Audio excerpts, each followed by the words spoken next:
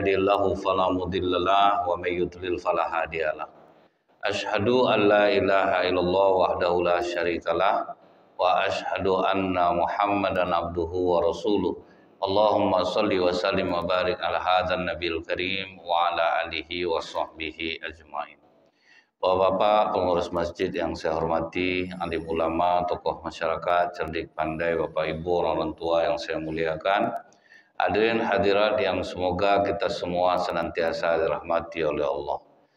Tidak henti-hentinya kita selalu bersyukur kepada Allah, mengucapkan alhamdulillahirabbil alamin atas nikmat yang diberikan Allah kepada kita, baik kesedihan ataupun rasa senang.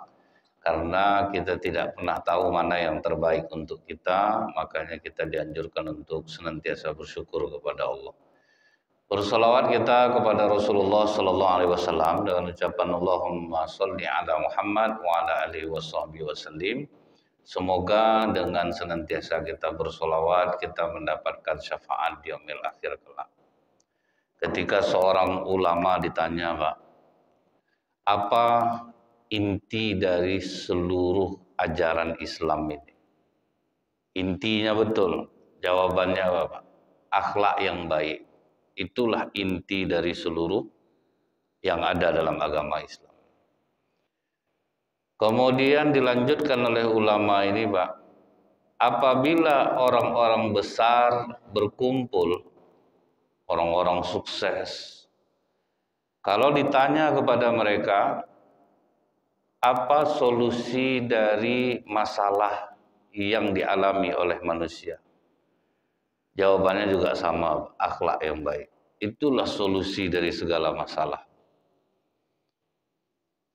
Ketika ilmuwan berkumpul, kemudian ditanya kepada mereka, apa yang paling sulit untuk diraih? Jawabannya juga sama, akhlak yang baik. Jadi akhlak yang baik itu, Bu, inti dari seluruh ajaran Islam. Solusi untuk masalah kita manusia ini akhlak yang baik. Cuman diakui oleh para ilmuwan, Pak, yang paling sulit untuk diraih adalah akhlak yang baik.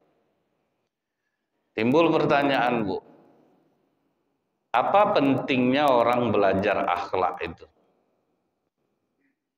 Pentingnya itu apa, Pak?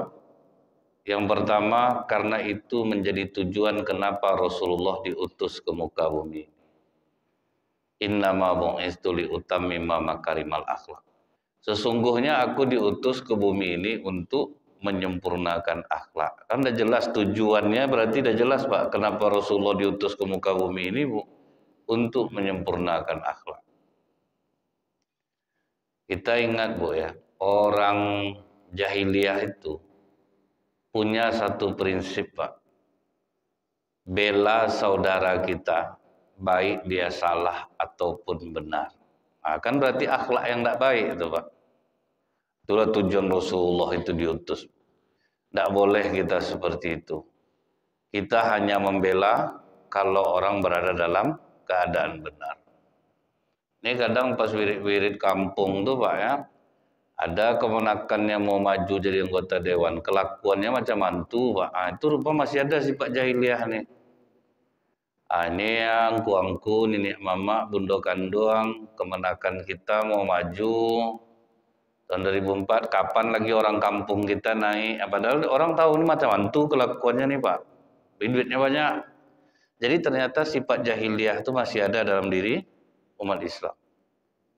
Pokok selagi sekampung sama kita, mau salah dia terserah dia lah, urusan dia sama Allah. Yang penting kita pilih dia. Kan ada semangat jahiliyah ini, Pak. Ternyata rupanya memang betul. Orang Islam di zaman sekarang pun masih susah menerapkan akhlak yang baik. Jadi itu guna kita belajar akhlak itu untuk apa, Bu? Tujuan Rasulullah diutus itu memang untuk menyempurnakan akhlak.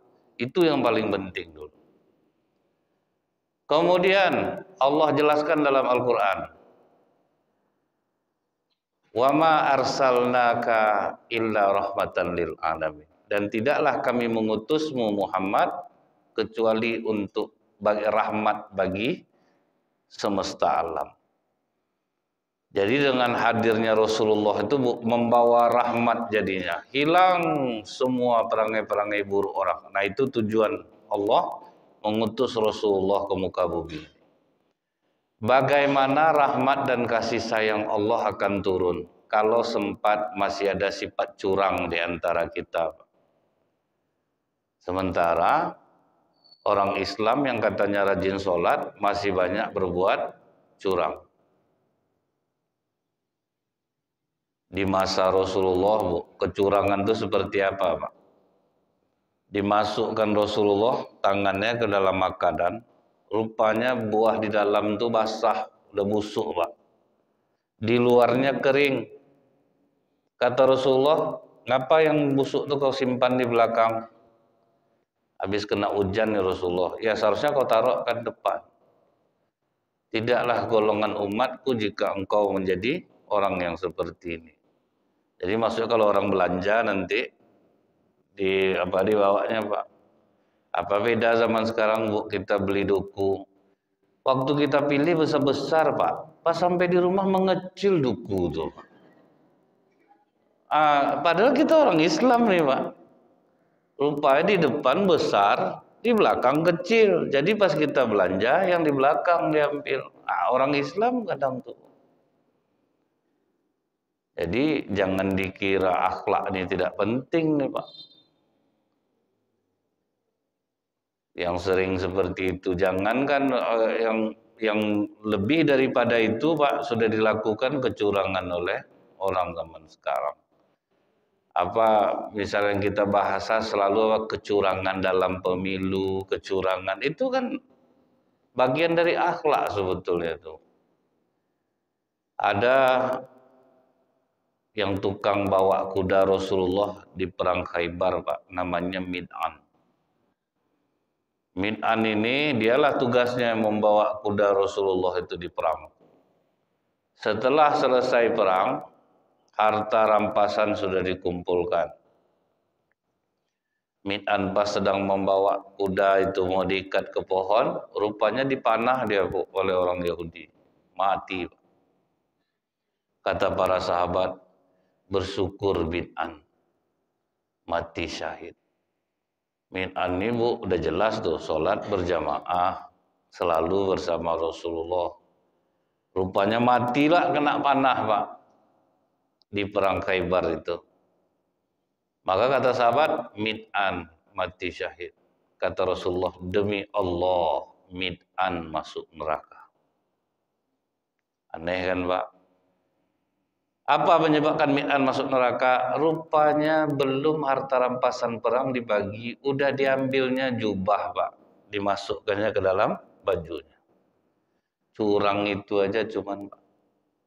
Akhirnya jadi bahan api neraka. Banyak sahabat ada yang mengembalikan sendal yang udah diambilnya. Walaupun sendal. Itu sendal jubah. Kadang ada masjid di Pekanbaru ini kota infak lewat sama dia. Berzikir tuh pejam-pejam mata kota infak selesai juga. Jumlah sapi yang dipotong 8 ketemu hati 6 lagi, Pak. Hati aja berbanding sembunyikan orang. Jadi dahsyat enggak, Bu, pelajaran akhlak ini? Itulah inti pelajaran Islam tuh.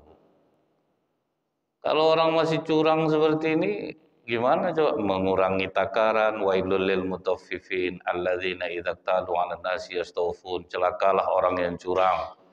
Yang kalau dia membeli minta dipenuhi, tapi kalau dia menjual dia mengurangi. Jadi rahmat Allah itu tidak akan turun kalau kita curang. Nah ini ternyata masih banyak orang Islam yang katanya rajin sholat masih suka berbuat curang. Banyak kasus masjid di Pekanbaru ini, Pak. Kejadian kecurangan-kecurangan macam itu. Sampai terpekik-pekik orang jual sapi dibuatnya, dia cari fee yang besar, Pak. Itulah tuh panitia, oknum panitia korban tuh, Bu. Rapat sama-sama, pas cari sapi dia sendiri terus saja, Pak. Atau udah deal aja dia. Nggak mau dia pindah tempat lain. Berapa fee untuk saya? Berapa fee untuk saya? Akhirnya jamaah lah membayar, dia dapat duitnya. Jadi memang betul, Bu, ya. Apa kata orang, kalau orang sudah ngurus urusan masyarakat, urusan masjid nih, usahakan orang yang udah aman urusan perutnya. Karena kalau belum aman urusan perut, cari duit jadinya Pak di masjid nih Pak. Begitu juga kami para ustadz nih Bu, kalau ndak aman soal perut, berhitung nanti ceramah Pak. Amankan dulu urusan perut, maksudnya itu apa Bu? Kerjalah dengan yang baik, yang bisa untuk menumbuk penghasilan. Jangan sampai nanti terkurang orang ngasih, terkecil hati Pak. Jadi kalau orang udah bergerak di bidang dakwah, kemudian dia ngurus masjid, ngurus masyarakat, usahakan sudah aman perut. Sedapat mungkin seperti itu Pak. Kalau enggak itulah jadinya Bu nanti. Curang jadinya. Kalau pas imam paripurna ini ditanggung oleh Pemda, cepat datang gajinya, itu ya emang agak bagus suara sedikit Pak. Tapi kalau udah terlambat gaji 3 bulan, Bu, lari Rama itu lagi Pak. Mulai meredup suara. Macam orang oknum-oknum pembimbing jamaah haji itu Pak. Banyak azab jamaah dibuatnya tuh Pak. Nyumbang-nyumbang Bapak Ibu, ini tas kita harus apa? Padahal enggak ada Pak. Nah, itulah kecurangan itu tuh memang masih banyak di kalangan kita. Jadi apabila kita pernah, kalau bid'an tadi Pak, cuman mengambil jubah, orang lebih daripada jubah udah diambilnya sekarang. Tidak ada takut orang Bu, seperti saya bilang tadi, daging disembunyikan, kemudian kotak infak masjid, banyak yang kena di Pekanbaru ini Pak. Karena kan kami ini keliling-keliling Bu.